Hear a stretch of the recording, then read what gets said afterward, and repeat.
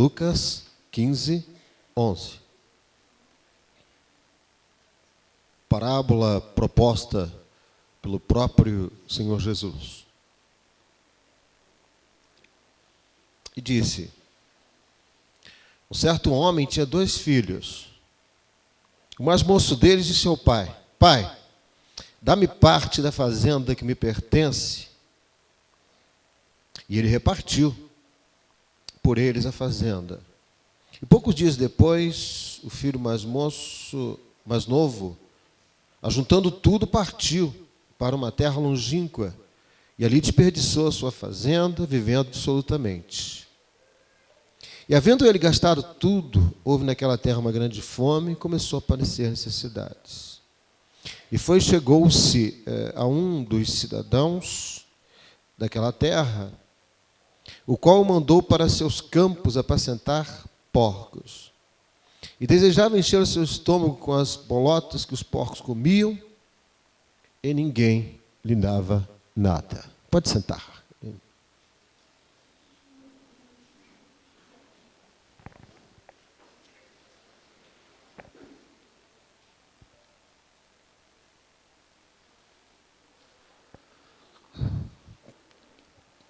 Vamos tentar não desafinar do culto de hoje, que abordou desde as músicas cantadas e as apresentações e o tema, abordagem do amor de Deus. E o amor é a essência de Deus. O amor é o próprio Senhor Deus. O apóstolo João disse que quem não ama não conhece a Deus, porque Deus é amor. Né? Então, mais nobre dos sentimentos. Então, digamos assim, vulgarizado nos nossos dias, né? Mas que a Bíblia coloca e mostra como um grande sentimento, principalmente da parte de Deus para conosco. E até porque na Bíblia muitas das vezes o amor ele é colocado como uma coisa, como um sentimento que deve ser e que é constatado por atitudes, em gestos, nem sempre como nós estamos acostumados. As pessoas dizem assim: eu te amo, eu te amo, eu te amo daqui, te amo de lá. E, na verdade, né, a Bíblia, quando fala desse sentimento, ela fala assim: Deus amou o mundo de tal maneira que deu o seu Filho. Ou seja, há sempre uma ação vinculada à palavra, né, e comprovando ao que a palavra de Deus está realmente se referindo. O texto que nós lemos é bastante conhecido. Eu creio que todos já conhecem bastante essa série de parábolas, de analogias propostas pelo Senhor. E o sentimento de Deus, ele é expressado fortemente nessa parábola que lemos. Isso é tão assim, e reflete de uma forma tão clara essa instabilidade humana. O quanto basta sermos humanos para sermos instáveis. Só Deus é imutável. Não podemos ter a pretensão de reivindicar, que foi até colocado aqui na apresentação, né? Eu achava que era perfeito, eu queria tudo perfeito, mas quando se trata de ser humano, basta ser humano para ser totalmente instável e suscetível de mudanças, de variações. E essa parábola, ela reflete isso com muita clareza. Conta uma história, que o Senhor Jesus propôs uma história em que um certo homem, de certas posses, mas ele tinha 2 filhos, de um pouco mais idade e um mais moço. Até que um belo dia o mais moço virou para ele e falou assim: pai, dá-me parte da fazenda que me cabe, que me pertence. Eu preciso disso. Eu quero isso. Por direito. Obviamente que, havendo 2 herdeiros, tinha um mais velho, tinha o mais moço, e o pai providenciou o que ele pediu. Dá-me parte da herança que me pertence.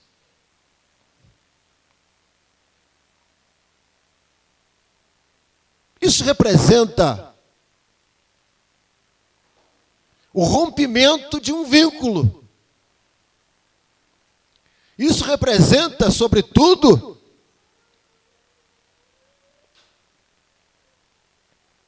a manifestação clara de que para ele não interessava mais viver na sua família. Isso representava, naquele momento, dizer o seguinte: eu já posso cuidar da minha vida, eu já sei cuidar de mim, eu não preciso mais do Senhor. Eu não preciso que o Senhor cuide da minha vida, do meu futuro, dos meus caminhos. Eu não quero mais que o Senhor interfira nos meus interesses, nos meus sonhos, nas minhas atitudes, naquilo que eu digo, naquilo que eu faço, onde eu vou. Eu quero parte da minha fazenda. Eu quero romper com as relações familiares. Eu vou embora daqui. Quantas vezes a gente tem tanta tristeza? E eu creio que o sentimento do pai naquele momento foi um sentimento extremamente sofrido. É exatamente dizer assim: pai, não me interessa mais a sua companhia, não me interessa mais o seu cuidado, eu não preciso mais do Senhor, eu só quero o que é meu e eu vou embora. Que triste quando a gente depara com essa situação. Quantas vezes isso tem acontecido? Quantas vezes a gente presencia isso? Né? Deixar a casa de Deus, deixar a presença de Deus e achar que autonomamente eu posso resolver os meus problemas, que eu tenho capacidade plena de cuidar de mim, que nada vai me acontecer que eu não possa resolver, porque eu já sei muito bem o que eu devo fazer e o que eu não devo, e eu quero ir embora. Que tristeza, que triste quando isso acontece na vida de alguém. Se afastar da casa do Pai, ir para longe do Pai, viver distante do Pai, e achar que vai ficar tudo bem. Vai sair tudo bem, vou me sair bem, vou ser bem-sucedido. Eu não preciso de Deus. Esse moço estava dizendo isso. Eu não preciso de Deus na minha vida. Eu estou cansado dessa coisa, essa monotonia, e que tudo é muito igual, tudo é muito parecido. Meu irmão é mais velho que eu, ele tem uma participação maior que a minha. Ele interfere na minha vida porque é mais velho. Ele fica me dedurando para o meu pai. Ou seja, essa coisa acontece muito. Não é? De as pessoas quererem se afastar porque estão com problemas Em primeiro lugar, de relacionamento. E eu costumo dizer que a religião é muito boa na hora que ela tem sucesso horizontal. Que na vertical é uma religião fácil demais. Tá? Eu posso buscar a Deus extremamente, ser altamente abençoado com isso. Né? Posso viver nos montes, nas orações, né? Ou seja, viver em clausura nas meditações bíblicas. Mas a religião verdadeira, e o Senhor vai cobrar de mim a minha religiosidade na hora que eu me relaciono com as pessoas. Aí é testada a religião. Eu creio que esse moço estivesse atraído, engodado por alguma coisa externa, por algum que o estimulasse, que o tentasse, que o provocasse. E que juntamente com isso também ele começava a ter problemas internos de relacionamento. E essa coisa de querer uma aventura nova, de querer uma novidade, isso tudo fez com que ele tomasse essa decisão. Eu vou embora. Eu quero o que é meu porque eu vou embora. E ele partiu, pegou. Eu vejo nesse momento, ao longo da Bíblia inteira, Deus apaixonado pelo homem, pela sua criatura, buscando salvá-la, buscando reencontrá-la, buscando, de alguma forma, manter-se próximo. Mas vejo também, na maioria das vezes, essa mesma criatura fazendo tudo para se divorciar de Deus. Mas graças a Deus, que de Gênesis a Apocalipse, Deus está pronto para ir atrás, procurar, restabelecer a comunhão com o homem. Quando Adão falhou, quem aparece lá procurando ele, chamando pelo nome, é o Senhor, né? Adão, Adão, onde é que você está? Você falhou, você errou, você se escondeu, o que houve? É Deus quem procura, o primeiro passo é sempre de Deus. E ele resolveu ir, e foi.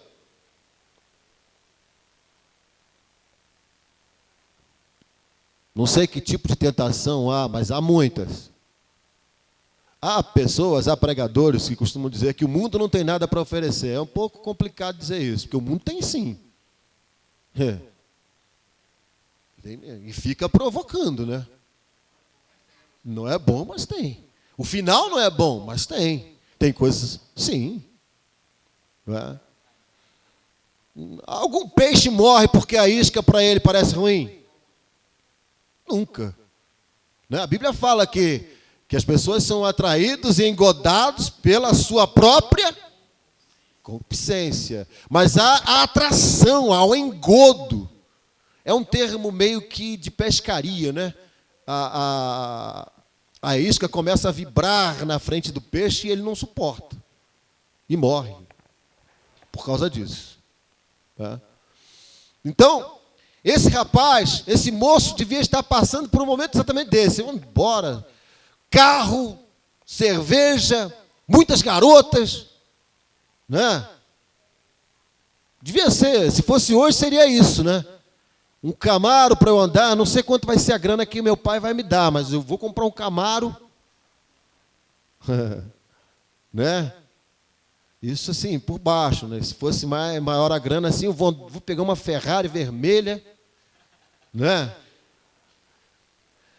Então assim, as tentações, as provocações, onde eu chegava vão ter 15 garotas em cima de mim, né? Não sei o que aquele menino estava pensando naquela hora. Tá careta demais essa vida aqui. E ele rompeu a relação com o pai e foi-se embora. Né? E diz o texto que ele foi para uma terra bem distante. Né? E logo em seguida fala assim: e havendo ele gastado tudo. Eu até frisei isso aqui. Havendo ele gastado tudo. Opa, isso me chamou a atenção. Isso significa o seguinte. Para mim, isso salta aos meus olhos. Isso significa que todos os recursos, por mais que sejam, por maiores que sejam, longe da presença de Deus, eles são finitos. Eu começo a traçar as diferenças. Enquanto eu estou na presença de Deus, na casa do Pai, os recursos não são finitos. Eles são infindáveis. Tudo quanto Deus tem para nós não tem fim. Enquanto estivermos na presença dEle, nunca vai acabar aquilo que Deus tem para nós. Na hora que esse moço resolveu ir embora, ele viveu dissolutamente. Estava procurando nas Bíblias em inglês, estava assim, lackless. Ou seja, viveu sem falta de nada, arrebentando com tudo. E acabou logo. Por quê? Longe de Deus, os recursos são finitos. Na presença de Deus, nunca vai se acabar. Amém? Na presença de Deus nunca vai acabar a alegria. Na presença de Deus nunca vai acabar aquilo que Deus tem preparado para você. Na presença de Deus você não vai ter falta de nada. Na presença de Deus você vai ter companhia. Na presença de Deus você vai ter bons amigos, amigos verdadeiros. Na presença de Deus você pode viver em abundância. Mas se você se afastar de Deus, as coisas vão se acabar logo. Porque está escrito aqui que tudo ele conseguiu gastar tudo e muito rápido. Longe de Deus, tudo se acaba rápido. Eu cresci numa época na igreja em que a maioria dos jovens hoje, graças a Deus, não alcançou. Mas a gente foi criado num momento em que as pessoas chegavam para a gente e falavam tudo que a gente não pode fazer. Ó, você não pode fazer isso. Você é crente, hein? Você não pode fazer aquilo. Você não pode fazer aquilo outro, porque você é crente. Não é? Não era assim? Os mais antigos devem lembrar. Mas ninguém falava para mim o que é que eu podia, só queria frisar o que é que eu não podia. Por que alguém não chegava para a gente e dizia o que é que pode? É ou não é? Só chegava, não pode, não pode, não pode, não pode. Você pensa que a gente jogava bola? A gente não precisa jogar bola, não. Primeira coisa que a gente não podia é jogar bola. Doido para jogar uma bolinha e não podia. É? Então as pessoas frisavam e era exponenciado aquilo que não pode. Mas ninguém chegava para a gente para dizer o que pode. Na casa de Deus se pode muito mais do que não pode. Na presença do Pai você pode muito mais do que você não pode. Oh, deixa eu falar para você o que você pode então. Você pode aqui ser cheio do Espírito Santo. Na casa do Pai você pode ter coisas que lá fora eles nem sonham em ter. Na presença de Deus você pode saber coisas que eles nunca vão saber. Mas se você andar na presença de Deus você pode saber. Os caras pensam que são espertos demais. Esperto nada. Esperto é quem anda na presença de Deus, porque sabe dos sonhos de Deus, sabe os desejos de Deus, sabe a vontade de Deus, sabe aquilo que Deus tem pensado para a sua vida. Deus revela para você se você andar na presença dEle. Quer que eu conte para você alguns exemplos? E tem muitos na Bíblia, de uma garotada jovem que buscou a Deus e que recebeu coisas grandes de Deus. Uma moçada maravilhosa, cheia de Deus, cheia de revelação de Deus, que fez diferença, que mudou sociedades inteiras, porque andou na presença de Deus e nunca cedeu às tentações do mundo lá fora, e que nunca disse eu vou embora, não, eu não vou embora não, eu fico aqui, porque aqui é o melhor lugar do mundo.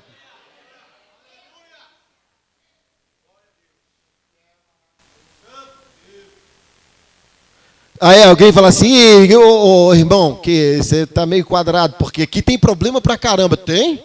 Quem é que disse que não tem problema? Tem problema. Onde tem ser humano tem problema. Ué, esses aspectos sociológicos, eles vão refletir em tudo que é lugar. Agora, o melhor lugar do mundo para se estar é aqui, porque lá fora não é não. Quer ver uma analogia que eu conto para vocês? Estão lembrados da arca? Quem estava na arca sobrevivia ao dilúvio. Mas a arca só tinha coisa boa? Não. Tinha coisa ruim também lá dentro. Mas cá para nós, eu não queria estar lá fora, não. É ou não é? Lá dentro tinha coisa ruim também. Tinha que ficar limpando fezes de animais, aquilo misturava com a comida dos animais, aquilo cheirava mal. Mas eu não queria estar lá fora, não. Você queria? A igreja também é assim, irmãos. De vez em quando a gente tem que tirar coisas para jogar para fora. Lá na arca tinha gente que era encarregada de jogar para fora. As coisas que não servem, joga para fora. Na igreja também tem coisas que tem que jogar para fora. Mas é o seguinte, o melhor lugar do mundo para estar é aqui, porque lá fora não é bom, não. Amém? Aquele rapaz ficou encabulado com alguma coisa e resolveu ir embora.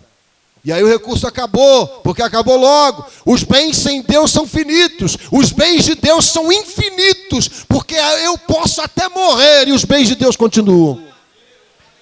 Eu me acabo e as bênçãos de Deus continuam, porque eu sou humano, sou finito, mas aquilo quanto Deus tem preparado vai nos acompanhar para toda a eternidade. E ele foi-se embora. Aí começa a crise. A crise de quem vai embora da presença de Deus. Começa a crise. Um camarada que tinha tudo, rapaz, levantava de manhã, né? Escolhia a roupa que ia vestir, vou trabalhar, mas trabalhar feliz, né? Deixar de trabalhar não, trabalhar, mas trabalhar feliz, da vida, porque está trabalhando, inclusive. Né? Felicidade naquilo que está fazendo, naquilo que está construindo, naquilo que está participando. Tinha tudo. Resolveu ir embora. E agora? Gastou tudo. Fome na terra. Viveu dissolutamente. E agora, fome na terra. Vou fazer o quê? A primeira coisa que aconteceu com ele, começou a padecer necessidade. Um camarada nobre padecendo necessidade. Não? Longe de Deus, a primeira coisa, padecer necessidade. Se afastou do Senhor, se afastou da casa, começou a padecer necessidade, e começou a bater na porta de um e de outro, procurar trabalho. Moço, por favor, tem alguma coisa que eu possa fazer? Eu limpo o quintal aí, eu junto lixo, eu faço alguma coisa. E ele bateu na porta de um cidadão, e o cidadão falou para ele, tem um negócio para fazer aí. Não sei se você vai topar, mas é cuidar de porcos. Apacentar porco. Rapaz, você mandar um judeu cuidar de porco? Hein? Nem um filho de um judeu cuidar de porco. Largou a casa do pai. Agora aquilo que é mais desonroso para você, lá na casa do pai, agora é aquilo que você vai ter que fazer. Porque você deixou a casa do pai. Começa primeiro muitas necessidades, depois desonra e é ladeira abaixo. Quando se deixa a casa de Deus, o caminho é ladeira abaixo. Não tem outra coisa para dizer, né? E a necessidade, desonra e depois fome. O texto diz que ele olhava a alimentação dos porcos e ele estava com tanta fome que ele tinha vontade de comer aquilo que os porcos comiam. Necessidades, desonra, fome, e a ilusão de uma coisa que tirou ele de tudo que tinha. Né? Fez com que ele se acabasse daquela forma. Deve estar passando coisa bonitona, purpurinada perto de você. Mas repreende essas coisas, porque o final disso é a morte. E muitos vão e não voltam. Né? Então repreende essas coisas em nome de Jesus. Repreende isso, porque é melhor ficar na casa do Pai do que ceder à tentação dessas coisas que vêm brilhantes, chamando a atenção. Então, um belo dia ele falou assim, para a parte final da parábola, disse ele caindo em si: quantos trabalhadores do meu pai têm abundância de pão e eu aqui pereço de fome. Ou seja, chegou ao fundo do poço, sem dinheiro, sem amigos, né? Sem alegria e sem ter o que comer, sem honra, sem roupa, todo rasgado, todo sujo, cheirando mal. É o fundo do poço. E ele disse assim: até os trabalhadores do meu pai têm abundância de pão, e eu estou aqui perecendo de fome. E vem a decisão dele: levantar-me-ei e irei ter com o meu pai. E direi a ele o quê? Levantar-me-ei, irei ter com meu pai. E direi: pequei contra o céu, pequei contra ti. Já não sou digno de ser chamado teu filho. Faze-me como um dos seus trabalhadores. Há decisões na vida que produzem um efeito extremamente pesado sobre os sentimentos das pessoas. Há escolhas na vida que fazem com que as pessoas sejam achatadas emocionalmente. Fazem com que as pessoas tenham seus sonhos roubados, seus desejos, suas expectativas na vida. Esse moço agora, que era o filho do pai, ele desejava pelo menos ser um dos trabalhadores. Ou seja, tudo aquilo que tinha agora foi extremamente reduzido. Uma expectativa muito menor, um espectro muito menor. Por quê? Essas escolhas, essas decisões deixam marcas, deixam pesos muito grandes que as pessoas não conseguem se livrar. E ele falou assim: mas mesmo assim eu prefiro ir lá na casa do meu pai, porque se ele não me receber como filho, mas se ele me receber como um jornaleiro, né? Não é o cara que vende jornal, é aquele trabalhador que entra de manhã e no final do dia recebe o dinheiro e vai embora. Ele não tem um vínculo com aquela casa, com aquele patrão, não é? E ele falou assim: se eu puder ser pelo menos um desses, meu Deus, isso é triste. Quantas pessoas estão agora com as suas expectativas totalmente diminutas, porque um dia se afastaram de Deus. Seus sonhos foram embora, seus desejos foram embora, sabe, aqueles planos, foi tudo embora, foi tudo por água abaixo. E as pessoas começam a diminuir, a comprimir aquilo que querem, aquilo que desejam, aquilo que buscam na vida, porque se afastaram de Deus. Mas, graças a Deus, que nessa noite aqui, a parábola termina assim: o filho volta para casa, aleluia, mal cheiroso, uma roupa rasgada, maltrapilho. E quando ele chega em casa, e ele já tinha arquitetado na cabeça dele: eu vou dizer para ele, pai, me perdoa, mas me recebe pelo menos como empregado temporário desse. Um temporário é um cara que nem temporário, né? Um diarista desses que vai se embora e não tem vínculo nenhum. Talvez ele tenha trabalho amanhã. Me recebe apenas como um desse. E o pai, quando vê o filho voltar, o amor de Deus é uma coisa maravilhosa.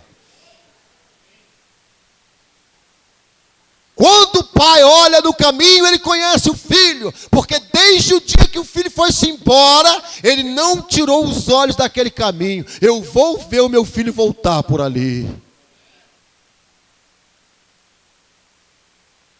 E ele lançou-se ao seu pescoço, o beijou e chamou todo mundo e surpreendeu.